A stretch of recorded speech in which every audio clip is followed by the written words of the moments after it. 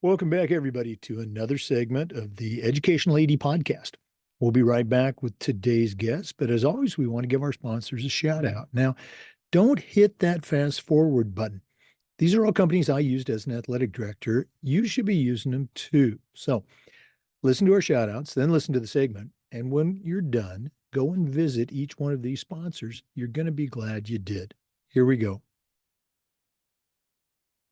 We want to say thanks to Hometown Ticketing for their support of the podcast. Hometown is the leading digital ticketing provider to schools and colleges. I don't think I need to say anything more, but I will. Go to hometownticketing.com. It's digital ticketing that offers more support, more security, and more customization. At hometownticketing.com, they're going to help you make the best online ticketing solution. We also want to say thanks to Sideline Interactive indoor score tables and video boards. Go to sidelineinteractive.com and schedule a live web demo. See their score boards and their score tables in action. Their products not only generate income for your athletic department, but they also create the ultimate game day experience for your student athletes. That's sidelineinteractive.com. We also want to say thanks to Huddle. Go to huddle.com and change the way you see the game. As a football coach, I used Huddle for years, but when I became an athletic director, I was looking for a trusted platform for all of our teams, all of our coaches, and Huddle came through like a champ. Go to huddle.com, experience all the features that they can provide your school, your coaches, and your fans. Join the 8 million users and turn your school into a Huddle school.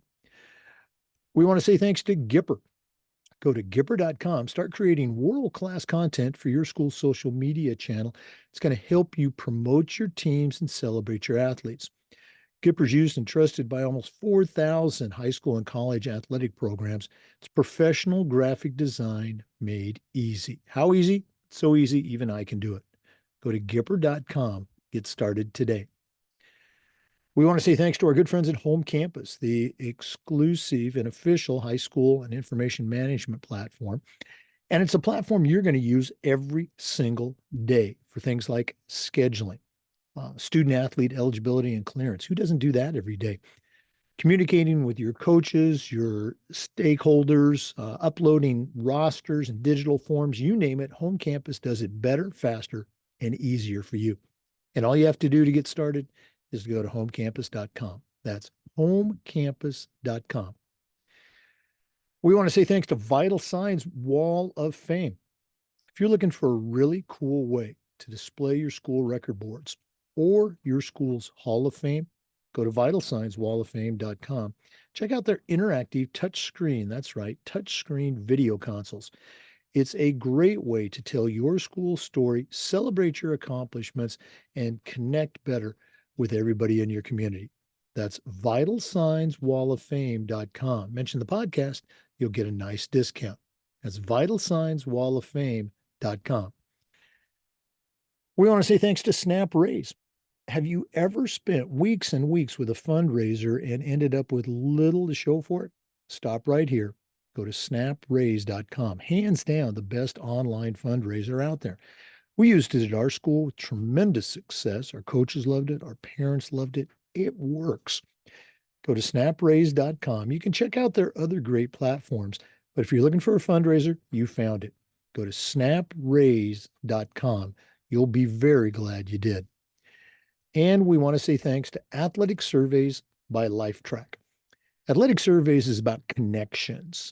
Athletic directors already hear back from the complainers and the gripers. Well, Athletic Surveys will connect you to that small group, but they'll also connect you to the 98% of your stakeholders that support your program.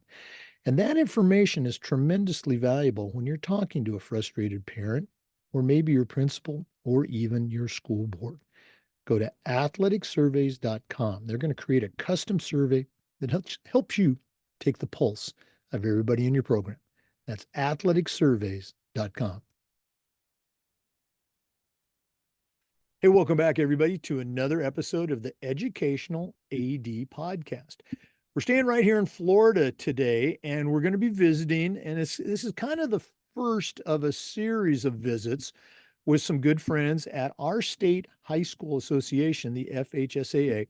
Our guest today is Amanda Corral. She is the Assistant Director of Eligibility for the Florida High School Athletic Association.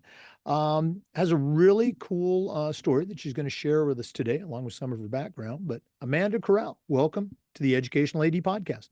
Hi, welcome. Thank you, Jake, for having me. Well, again, you and I were talking before. We're going to be visiting over the next few weeks with a number of people for the FHSAA staff. Um, let's go ahead and get started. We always try to let our listeners have a chance to get to know our guests. So give us that quick bio, where you were born, where you grew up, maybe take us up through your own high school and college days, and then we'll take a break. But what's the Amanda Corral origin story? So I was born and raised in Miami, Florida. I am from the more south part in Kendall area. I went to school at South Miami Senior High School. I wasn't a part of athletics. I was on the dance team, so it's a little bit, people don't consider dance a sport. Sport. But it was a great 4 years. I was very involved at school. I graduated, went to the University of Florida, where I got my bachelor's degree in sport management. During that time, I actually started at the FHSAA as an intern in the communications department. So that's kind of where I learned more about the FHSAA. And then I went on to Liberty University to get my master's degree in sport administration. So that's how I'm here today. Well, I'm going to go back to, I want you to take us back to your high school days as an athletic director. I'm not bragging or anything, but I was at a couple schools here in Florida, and we actively embraced, we were intentional about bringing in cheer and dance to the athletic department. Going back to your high school days, and again, I'm not a dancer at all, but I was blessed with some very good dance and cheer coaches, and I know how hard they work. I know how hard the athletes work. What was your experience on the high school dance team? Was it, and I'm exaggerating like a dope here. Was it just one day a week and you showed up and you practiced, or were you guys, 5 days a week and competing and all that stuff? What was your experience like as a high school dance athlete? So it was 5 days a week. We actually had one period incorporated into our actual schedule where we also had after school rehearsal, but we would go 2 hours during the day, take a little 20-minute break in between dismissal, come back. We performed at football games and basketball games throughout the school year. So that was our athletic exposure. And then we would compete twice a year, one at Disney and one within the region, where we would perform depending on the style of dance. Right. So there was times where we would do a little bit of jazz or a little bit of hip hop, just depending on what better strengths we had on the team that year. Yeah. And again, I think that's what, let me search for the right words here. I think that's what the better programs do, is that they are going to represent the school at school competitions, but then they're going to go out because they have that opportunity and compete, if you will, or perform. I don't know what the best word is, probably both, at various competitions. Um, Looking back at your high school days, as a dance athlete, can you think of a moment where maybe it was practice, maybe it was competition, maybe it was a bus ride on your way to an event, that at the time it didn't really seem like a big event, but now looking back, you can say, hey, that was an important moment for me. Anything come to mind? I'd probably have to say my first time performing at a football game. We weren't the best my sophomore year. As freshmen, you weren't allowed to be on the dance team, but sophomore year, first game of the year, I would think maybe there was 30, 40 people at a football game. And then we were on the track ready to perform, and you would see we had 300-400 individuals coming out to our performances. To the football game, but we were incorporated into that. So I think that was the moment where I was like, wow, this is an actual big thing for our school. It showed school spirit. So I would say at that moment. Yeah, and that's an incredibly important point that you make, because I was in high school and in college as a coach, 41 years, and big school, small school, private school, you name it. And sometimes you have a good team. It might be football, it might be softball, it could be whatever. And students are going to follow a good team. They're going to come out and support. And it's not right, wrong, good or bad. It's just that's the way it is. If the football team's struggling, if the basketball or soccer team's struggling, it's going to be hard to get fans there. And the same is true with cheer and dance. So here you are on a dance team, and you've got all those people coming out, let's face it, to watch you perform. That's got to make you feel good.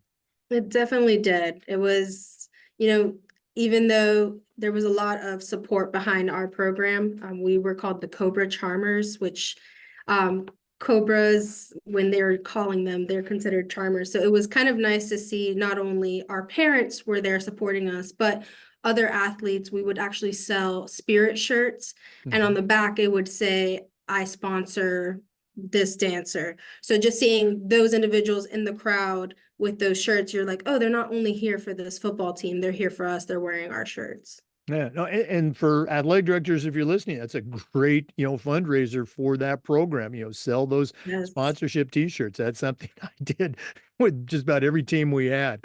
Um, let's go and fast forward to college. You got your sport management undergrad at Florida, and then you got your master's at Liberty. Um, as you were starting that graduate program at Liberty, um, did you feel that, and again, there's the expression with ADs or coaches, it could be true with, dance people too, that you don't know what you don't know. How well prepared did you feel as you were entering that master's program in sport management? Chance to give the Gators a shout out here. So I definitely felt prepared. With the University of Florida, they let us dabble in different parts of sport management. So it wasn't just administration side. There was communication, there was a little bit of health, there was law. So when I got to Liberty to do my master's, it was very similar mindset. They had a little bit of law, a little bit of marketing, a little bit of media. So what I really enjoyed about it was figuring out what I wanted to do. When I started at the University of Florida, I wanted to be an orthopedic surgeon.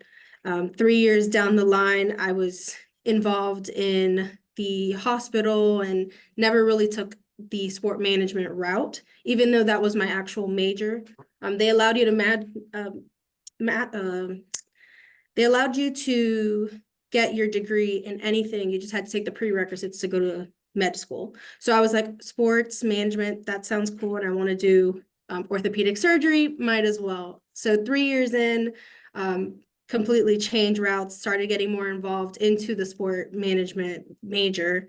And I would say my senior year of college was when I was like, okay, this is what I want to do. I only had one semester. Our second semester was a internship program. And I felt like everybody in my class had done 10 internships and I've done one.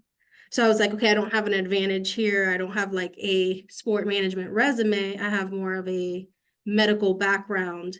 And that's when I actually found the FHSAA internship program, which I'll be honest with you, I didn't even think I was going to get. I came to my interview and I was extremely nervous. But I um, just in my conversation with, I will remember my interview. It was with Alex Ozuna, J.A. Yeah. Colasanti, and Scott Jameson. Oh And I yeah. will never forget their faces. And to me, I was like, oh, they're not going to pick me. Like, they think I'm crazy. I'm completely like, went through medicine and all of the chemistry. And now all of a sudden, I want to do communications. So that helped me actually prepare for my master's. My master's was sport administration, same platform. So I was very grateful that even though I was in a short period of time in sport management at the University of Florida, it did prepare me for the future. Oh, and that's a great endorsement of that program. And again, now you're back at FHSAA. We're going to hear about that experience later. Our guest today is Amanda Corral. She is the Assistant Director of Eligibility for the Florida High School Athletic Association. Let's go and take that first break, but we're coming back. This is the Educational AD Podcast. We want to say thanks to our good friends at Hometown Ticketing for their support of the podcast. Hometown is the leading digital ticketing provider to schools and colleges. And if you go to hometownticketing.com, their team is going to show you how to set up and sell tickets online, not just for your athletic events, but for things like school plays and concerts, school dances, even graduation. And here's the best part. Every school gets assigned a dedicated client success manager that's going to provide you hands-on support every step of the way. That's every step of the way. Go to hometownticketing.com to get started. It's digital ticketing that offers more. We also want to thank our friends at Sideline Interactive, indoor score tables and video boards. Go to sidelineinteractive.com and schedule a live web demo to see their score tables and their score boards in action. Their products not only generate income for your athletic department, they also create the ultimate game day experience for your student athletes. That's sidelineinteractive.com. Schedule that live web demo today.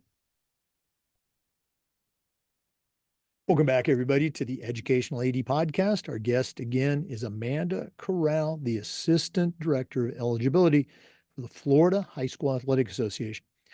Amanda, you kind of took us on your journey that took you to from South Florida to Gainesville and the University of Florida, and then to Liberty University for your master's degree. Share with our listeners, that post-college journey. How did you end up back in Florida? So for me, it was with Liberty University. They actually required us to do some like practicum hours. It was an online program, so I was still in Gainesville while completing my master's. And I decided I wanted to hone in more on exactly what I wanted to do. So I reached out to Scott Jameson to do eligibility and compliance as an internship the spring of 2020. So I started doing 2 hours a week here with the FHSAA. Right out of my undergrad, I got a job with I-9 Sports as a program director. So there I oversaw the Ocala and Gainesville office, and that was more of my operations of youth sports. So I was creating schedules, putting teams together, doing the customer service side. I was the only besides the actual franchise owner, I was the only full-time employee. So I did everything for those two offices while being with ENC. The pandemic kind of cut that internship short. It was March, and at that moment, I had only my master's going on. I didn't have I-9 Sports. I had been let go due to the unknown, as well as the internship was cut short. So I didn't really know exactly what I wanted to do or what to do at that moment. So my brother actually went to Slam Miami. It's a sports-driven school down in South Florida. And I noticed that they had a Boca Raton location. So I applied to be a teacher, which never thought I would be a teacher. It was very different. But I kind of was looking for more of a job stability. Schools are always going to be in existence. Applied to be there. I was offered a activities director position as well as an assistant director position while teaching 6 classes. So started doing that. With the SLAM model, it's all sports driven. So if we're doing math, let's say we're learning addition, it's like 2 + 2 is 4, but let's talk about it in baseball. 2 home runs plus 2 home runs is 4 home runs. So everything was what we like to call slamified. So I was a sport marketing and sport management teacher for 7th and 8th graders. Absolutely loved it. Did not think that I would like that age group. Everybody always says, oh, middle school, they're in their teen days, but it was a great experience. I got the pleasure to learn a lot with the athletic director there, Kevin Freaky. He really helped me learn the operational side of things. I had kind of dabbled a little bit in the eligibility side of student athletes here at the FHSAA, so I learned the back end and then was put into the fire. And mid-year, they lost their business manager, so I cut down to 4 classes, but was the business manager, activities director, and assistant athletic director. So wore a lot of different hats in that area. And that was for 2 years before coming to the FHSAA. Boy, you talk about a wide variety of experiences on Fast Forward. That was it. And again, I got my start 100 years ago, teaching and coaching at the middle school level, and just loved it. I wanted to be a head football coach, so I was climbing that ladder. But no, love that middle school age. Okay. Um, Going from or having all of those experiences, I'm thinking this is an easy question. Having all of those experiences at Slam, um, how did that help you with your current job at FHSAA? I think it taught me more than anything is the Red Book. You when you're an AD, you have to know the whole book. And eligibility and compliance, a portion of the book. So it kind of gave me the ability to learn the whole book prior than just cutting it down to what I do today. Um, and making sure that, every student has their EL2s, their EL3s, and trying to condense that book into smaller resources where non-traditional students, for example, there's so many. And it's 3 pages in the book, but how can we condense this down to 1 page? So that's how it helped me. It's learning the whole book, which we all don't know perfectly. I don't even know it. So that was, I think, the best part about going into the school system, even though it was for a little while and then coming here. And for our listeners in other states, Amanda's referring to, the FHSA. I'm probably going to misstate this policy and procedures manual. We call it the Red Book, and I'm going to say every athletic director should know it, at least know where it is, so they Right. can look at it. And you're right. That's the first thing. A coach comes in. Hopefully, the coach comes in to the AD's office and says, hey, is this okay? Or can I do this? Not, hey, I did this. Is it okay? And now you're, playing catch up. But we're going to talk more about, the Red Book and all things eligibility and compliance later on. Um, when you when you saw the position at FHSAA, and now you're coming back for a second interview, was it the same three in the room, or what was that process like? For me, it was a little different. I had Justin Harrison, who had just moved over to eligibility in my interview. I had already known Jordan Stark with working from her in the eligibility for my short little internship. And then it was Ashton Mosley, who had just switched over from communications. So everybody was new to eligibility and compliance. That was my interview, and they did not look at me like I was crazy. We kind of just spoke about, what my goals were and how my experience, um, matches what I'm doing today. All right, now I'm really going to put you on the spot because they were new to eligibility and you had done your internship under that umbrella, let's say. Was there any sort of vibe? We got to get Amanda in here, so she can help us. I don't know about that. I didn't really have a relationship with Justin and Ashton at the time. When I was an intern, it was really with Scott and Jordan. And I will never forget, they would sit me behind their chair. I'm the type of person where I need to do something to learn it. So they would sit me in their chair and they'd be like, all right, we're going to process an international student. You ready? And I was like, okay, I know English and Spanish, that's about it, but I don't know how to read Portuguese on a transcript. Um, and that was probably the best experience, was them actually teaching me something from my internship that I'm using today. Oh, wow, that is great. That's very cool. Once again, for our listeners, our guest today is Amanda Corral. She's the Assistant Director of Eligibility for the Florida High School Athletic Association. We're going to take a break, but when we come back, we are going to take that deep dive into all things eligibility and compliance. So please stay with us. This is the Educational AD Podcast. We want to say thanks to our friends at Huddle for their support of the podcast. Go to huddle.com and change the way you see the game. As a football coach, I used Huddle for years, but when I became an athletic director, I wanted a platform that was going to work for all of our coaches, all of our sports and teams, and Huddle came through like a champ.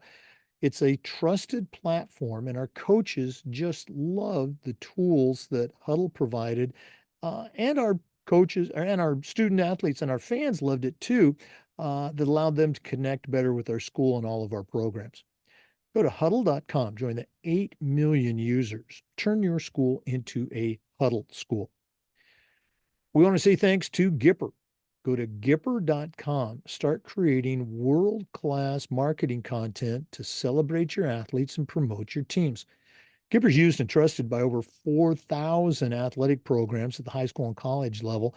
It's professional graphic design made easy. How easy? Hey, it's so easy, even I can do it. Go to Gipper.com to get started. Mention the podcast, you'll get a nice discount. That's Gipper.com. We also want to thank our good friends at Home Campus. Home Campus is a platform that you're going to use every single day. Um, Things like scheduling, uploading rosters, student athlete eligibility and clearance. Who doesn't do that every day? Communicating with your coaches, your parents, your student athletes, with your state association. Home Campus is going to do it better, faster, and it's going to make your job a lot easier. To get started, all you have to do is go to homecampus.com. That's homecampus.com. Check them out today. You're going to be glad that you did. Welcome back, everybody. We're visiting again today with Amanda Corral, the Assistant Eligibility, Director of Eligibility for the Florida High School Athletic Association. Now, Amanda, when ADs or coaches, they hear about eligibility, oftentimes it's, oh, we screwed up or now we're in trouble. And it's really the wrong way to approach it.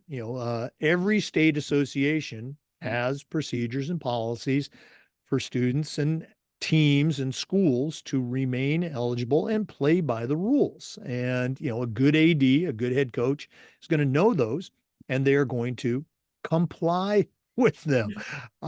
Sometimes it doesn't happen, but again, education is a big part of this circle. So what do you do as the assistant director of eligibility, and maybe offer some tips for our listeners, at least our Florida listeners, on how to be proactive in making sure their student athletes and teams are eligible? Sure. So our department is split up into three individuals. We have actually separated it by alpha. So I oversee eligibility for schools P through Z, so the later end of the alphabet. On a day-to-day, it's more of processing eligibility forms. So we'll do EL4s, which are youth exchange international students, then EL6s, which is our transfer students. So any student that transfers during the summer or during the school year should have an EL6 on file. EL13, reviewing non-traditional students, making sure that they are in the right school where they are either zoned for or through controlled open enrollment. And then our EL10s, which would be eligibility rulings. So if a school has a question about a student's eligibility, they can utilize that form to get an official ruling from our office. So any school that submits any of these forms through P through Z is where I would come in either reviewing or approving them. Another thing that I oversee is governance elections. So we have those twice a year. In October, we have those for ADAC, and then January, February for all of sectional appeals where the board of directors or representative assembly. And then I also work with two individuals in our office, J.A. Colasanti and Danielle Holgo, for FHSAA internship program. And then lastly is allegations and self-reports. So seeing those from start to finish, receiving them, diving into the investigative side of it, providing a sanction or a no action taken from our office is what I would do on a day-to-day basis. Now, do you ever go out on the road and appear, I guess, at the sectional? Florida has 4 geographic sections. Do you ever appear at the sectional appeals meetings? I do not. That's mainly Justin Harrison. He's the one that's on the road for those. On our end, it's the back end of eligibility. What we have done in the last year would be get in front of our membership more. So going to FACA or FIAAA and actually speaking at those conferences. I'm actually going up into Escambia County next week just to meet with all their ADs and kind of go over eligibility and compliance. So taking the more educational route and trying to be more proactive than reactive. Right. Well, when you're up in Escambia, say hi to my good friend Casey Teeley up I there. will. He's been on the podcast several times. Um, Again, and when I was an athletic director, towards the end of my career, I was on sectional appeals. Well, both in Section 4 when I was down in the South, and in Section 1 up in Tallahassee. And that's where I think I really got to know Craig and Jordan because they were out on the road, and we got to see them interact. Um, from you mentioned several different forms, transfer forms. You mentioned international students. If there was just one thing on eligibility that you could share with our athletic directors, what's the most, frequent error or omission? What's something that, and again, I'm teasing here, and when you see this, you just want to pull your hair out. This is so easy. Why don't you do it? What's that one thing that you could share with our Florida listeners? Maybe it translates to other states too. I would say the non-traditional form. There's a lot of kids that have been brick and mortar and then they transfer over to being home education. And the first question on the EL13 says new student or returning student. And every time a student is in that school and transfers out, but still wants to participate athletically, they always put returning student. And they're not a returning non-traditional student, they're actually a new non-traditional student. So I feel bad because like I have to be like, oh, you got to go back and redo this entire form. But actually, again, with being proactive rather than reactive, we're changing that language to saying new non-traditional student and returning non-traditional student, so we don't have that issue come up anymore. Okay. Hopefully. But they still got to read the form and mark the right box and not Right. just go through there blindly. Um, Eligibility and compliance, I already mentioned this, and maybe this is just my cynical mindset. But I think sometimes they're looked at, punitively rather than, as you said, educationally. Um, can you think, and I know you haven't been at the FHSA for 25 years, but in your time at FHSA, can you share, and I know I'm putting you on the spot again, a success story where, the AD called, or, you were working with a program and it was a happy ending rather than, oh, this kid's ineligible, or, there's a fine or something. And I'm sure there's a lot of happy endings. I'm hoping there are.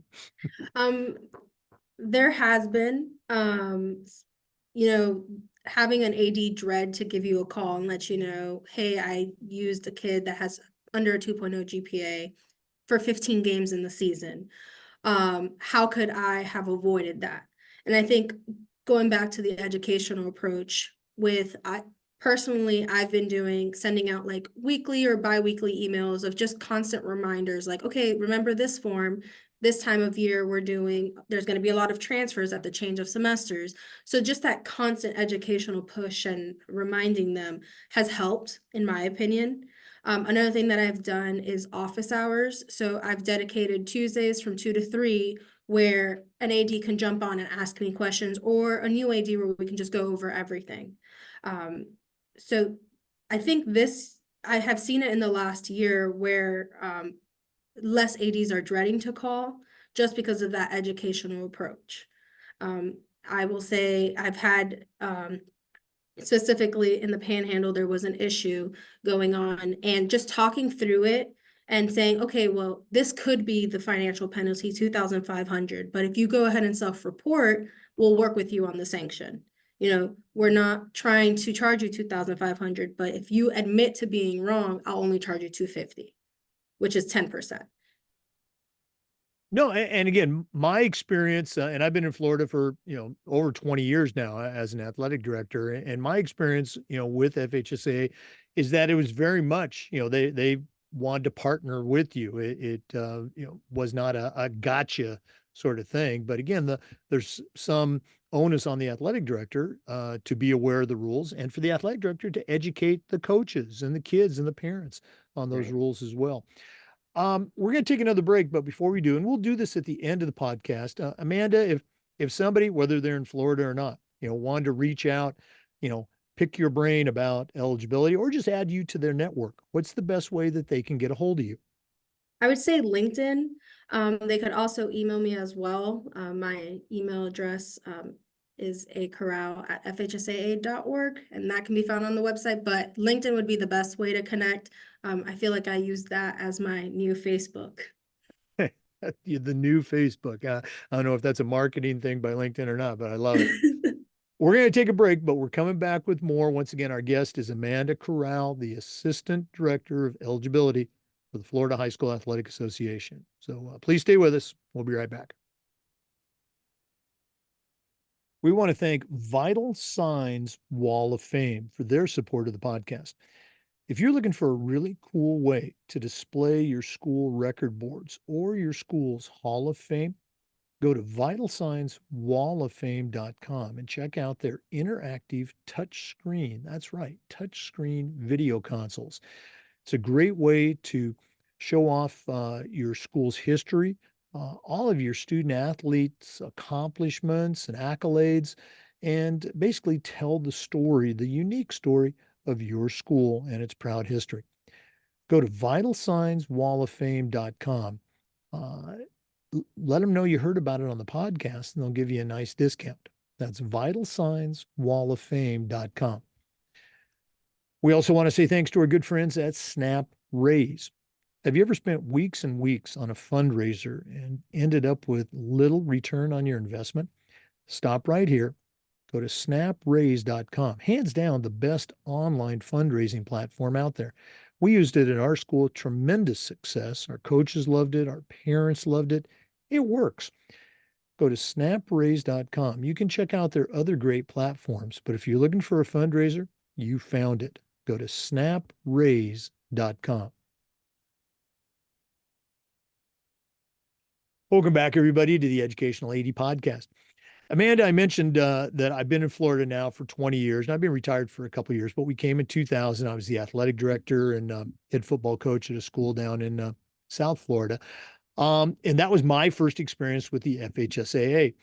And over the years that I, was in Florida and got involved with FIAAA and being on the FHSAA Athletic Director Advisory Committee, um, over those years, the FHSAA really added a lot of education for athletic directors and others. So, what are some of the educational initiatives? And you've mentioned a couple of them, but what are some of the ones that you're really proud of that you think can really help an athletic director if they take advantage of them?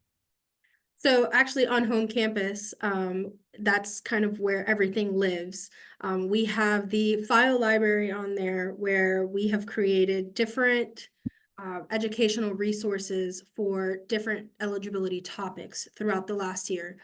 We wanted to go from only doing one, we had 2 compliance seminars every year, and now we actually are doing 4. But what else can we do besides meeting with, individuals once a year? So we created a non-traditional resource flowchart. That is, we went from 5 non-traditional students last year to 7 this year, and just having them expand so much, how can we condense it into a 1-page document? So we created a flow chart, a quick reference guide, then going into academic performance contract. What is the academic performance contract? Nobody actually understood it. So what could we do to make the language a little more understandable? So we made a 1-page resource with examples. There's only 2 scenarios where you can use the contract, what those 2 scenarios were. The other thing that we did was an international student resource, kind of a flow chart of when you need to report a student, when you don't. We had recent changes as well to that, with no longer requiring the visas for your international immigrant students, only for the youth exchange. So with all the changes that came out of House Bill 225 last year, as well as all the changes within our policies, how could we make it easier for an AD to learn all the new material? You mentioned House Bill 235, that's 220. It was 220. 225. Yeah. Again, we're not going to go in there. And again, for listeners from another state, I'll mention this at a conference where I might be presenting. People are worried at the college level about NIL and the transfer portal. Florida high school, we've had the transfer portal for a number of years because of a state statute, not an FHSAA policy. It's a state statute that allows student athletes to attend multiple high schools during the same year. Student can play volleyball in the fall at school A.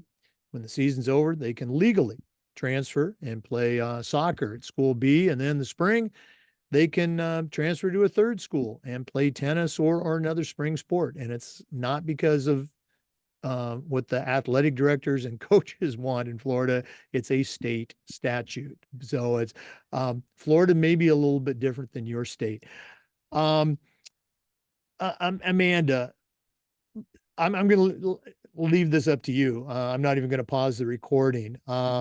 With those statutes that come through that are not FHSAA policy, but of course we all follow Florida state law. What are some ways that you have met those challenges, particularly, I guess, in the communication area of letting ADs know, hey, this is the rule now? So we started doing that with compliance seminar. It's more of when we were presenting, it's just not presenting the information, it's more of scenarios. So we would say, okay, student A is at this school, and if student A is at a public school and transfers to school B, it doesn't matter what school B is. If they have started that sport at school A, can they continue playing for school A while attending school B? That's one of the new languages that were put into the transfer state statute. So just making it more of scenarios and saying, okay, this can happen, but this can't happen if they are transferring from a private school. That's kind of how we've approached that. Is it's actually better to give you a scenario than it is to just tell you, oh, this can happen. I need to know that answer. Now, I'm no longer an AD. I've been retired for a couple of years. So the scenario that you just said, student participate or attends school A, participates in the team, practices and competitions. A couple weeks into the season, they transfer to school B to be a student, but they still want to play for school A. Is that legal? As long as school A was a public school, yes. At school B, they cannot start like football, for example. If I try out for football at school A and I transfer to school B, if I don't want to participate with school B, I don't go to their practices, I don't go to their warm-ups, they don't have the team, I can still go back to school A and participate for the remainder of the school year as long as school A was a public school. Boy, I think I retired at just the right time. Uh, what are some other educational things? And again, I love the whole idea of proactive. I've been to those compliance seminars. That's actually how I truly got started with my FIAAA and ultimately my NIAAA journey was through an FHSA compliance seminar. What are some of the other things that, again, you've done educationally that you're really proud of and you want to share with our listeners? Going back to those flow charts, I think there are the amount of people that have praised it, it's overwhelming. And to me, it was something so simple. Just doing like a little graphic, and we'll be talking to somebody actually in a provisional visit. When schools are becoming members of the FHSAA, they have to go through a 3-year provisional visit. And once they reach 3 years, we actually go and visit them, kind of recap everything that they've seen over the last 3 years. And just going to those visits and they're like, oh, I have my flow charts right here. It's like, oh my God, they're actually so resourceful. To me, it was just putting something on a flow chart. Yeah, well, imagine that. Well, maybe they just needed some fresh eyes to come in and take a look at, how can we make this easier for our constituents. Right. Uh, Amanda, this has been really cool. I think I'd like to, have you on as a regular guest for, the FHSA update or something, but we're not done yet. We always wrap up with what we call the athletic director's toolbox. Now, you're not an athletic director, but you certainly worked with ADs, at a school in a school setting, and now, almost exclusively with ADs with the FHSAA. So we're going to take our final break, hear from Athletic Surveys, who sponsored this particular segment. When we come back, I'm going to challenge you to send out a brand new athletic director on their very first job, but I'm only going to let you put 3 things in the toolbox. So let's take that final break. And when we come back, we're going to see what Amanda Corral is going to put in her new athletic director toolbox. We want to thank Athletic Surveys for sponsoring the AD Toolbox segment of the podcast. If you've never used a survey to take the pulse of your parents, your student athletes, or your coaches, you're really missing out. Athletic directors already get feedback. Usually it's from the people that want to complain and gripe about everything. And Athletic Surveys is going to connect you to that group, but they're also going to connect you to the 98% that support your program. And that information is extremely valuable when you're talking with a frustrated parent or student athlete, or maybe your principal, or even your school board. Go to athleticsurveys.com. They're going to create that custom survey that'll help you take your athletic program from good to great. That's athleticsurveys.com. Well, it's that time of the podcast. We've been visiting today with Amanda Corral. She's the Assistant Director of Eligibility for the Florida High School Athletic Association. Really knows her way around the world of athletics. But right now, I'm going to challenge her to send out a brand new athletic director on the very first job. But I'm only going to let her put 3 things in the toolbox. So, Amanda, what 3 items are going to go into your new athletic director toolbox? Okay, so for me, it's going to be a eligibility checklist on how to get a student cleared. One of the common things I see it every day is not collecting an EL2 and EL3, even though that's standard practice for every single student. So just that checklist that says, okay, I have the students EL2, EL3, are they non-traditional, are they not? Proof of age, proof of residency, just the basics of what's collected when you actually before you get that student out onto the field. And that's going to be my first thing. My second thing is going to be an iPad that has home campus linked to it, directed to the file library, because everything is housed in there. Sport manuals, start dates of the season, eligibility resources that we have uploaded in there, and then just general eligibility and FHSAA tools that we can use. So just something that I can click and be like, okay, I need the sport manual for basketball. And that would be one thing. My last thing, I would say it's going to be a phone with everybody on FHSA's phone number and extension put on. Don't be afraid to call us. I feel like that's something that people dread to do, but I would rather someone call me 1,000 times asking me 10 different questions than a month down the line, oh, you had an ineligible student, here's a sanction. So those were my 3 tools that I would, as a first year AD, would want. Those are just outstanding first year AD tools. Obviously, coming from your own perspective, I don't think I've ever done this. I'm digging in. I want a 4th tool. What else would you give that new AD? Those are great.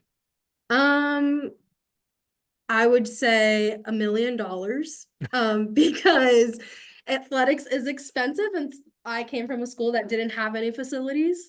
So we had to outsource everything. So if somebody would have given me $1 million, I would have created facilities left and right. I'm going to put that down in our spreadsheet as millions. Okay, millions of Millions. dollars. All right. Uh, very cool. And again, just for a first year AD, you've got to know about eligibility. You've got to have your red book. And I love the way you gave home campus a shout out there too. Thanks for doing that. Amanda, one more time, if one of our listeners wanted to, reach out, find out more about how FHSAA works, or just connect with you and add you to their network, what's the best way they can do that? I would say LinkedIn. It would be Amanda Corral or email. It's on the FHSA website, but I'm more than happy to give it out if anybody needs it. All right. Well, we'll have them go to LinkedIn, or it is at the FHSA website. Amanda Corral, thanks again for spending some time. I know spring is a very busy season for everybody in Florida, but all the best moving forward. And I'm going to look for you, at the next FHSA event I'm coming to. Thank you.